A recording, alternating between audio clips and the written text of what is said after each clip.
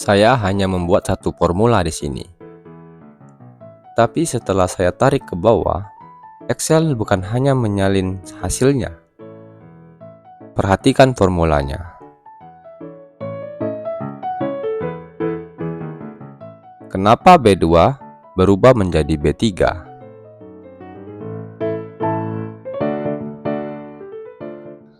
Di episode 24, kita sudah belajar membuat formula dan menggunakan alamat sel di dalam formula. Sekarang kita akan mencari tahu kenapa alamat sel itu bisa berubah ketika formulanya disalin. Total adalah jumlah dikali harga.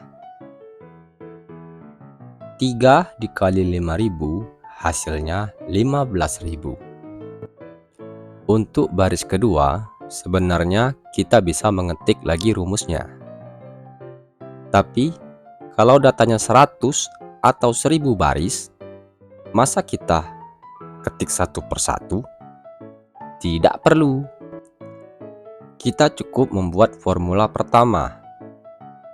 Kemudian, tarik fill handle ke bawah. Excel langsung menghitung setiap baris. Sekarang, jangan hanya perhatikan hasilnya. Perhatikan formulanya. D2 menggunakan B2 dan C2. D3 berubah menjadi B3 dan C3. D4 menjadi B4 dan C4. Ketika formula berpindah dari D2 ke D3, berarti formula berpindah satu baris ke bawah. Karena formula turun satu baris, referensi B2 dan C2 juga menyesuaikan satu baris ke bawah. Perilaku inilah yang disebut relative reference. Artinya, referensi sel menyesuaikan secara relatif terhadap posisi formula ketika formula disalin atau dipindahkan. Kalau ingin mengingatnya dengan sederhana, formula bergeser, referensinya ikut menyesuaikan. Tapi hati-hati, relative reference bukan berarti angka di alamat sel selalu bertambah. Perubahannya tergantung kemana formula dipindahkan.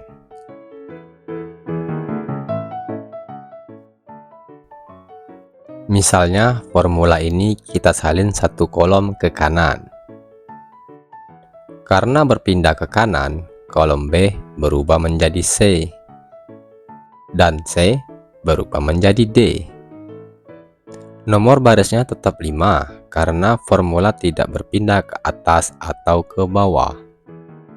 Dari B2, kalau formula turun satu baris menjadi B3.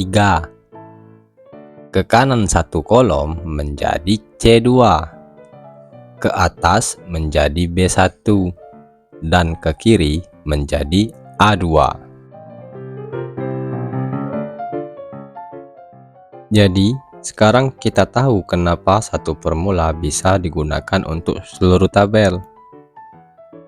Excel mempertahankan pola hubungan antar sel, sementara referensinya menyesuaikan posisi. Tetapi, nanti kita akan menemukan masalah. Bagaimana kalau ada referensi yang justru tidak boleh berubah?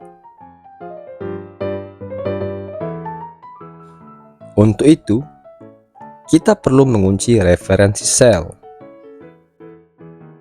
Caranya akan kita pelajari di episode 26, Absolute Reference. Jadi, ingat, pada relative reference, ketika formula disalin, referensi sel menyesuaikan berdasarkan posisi barunya.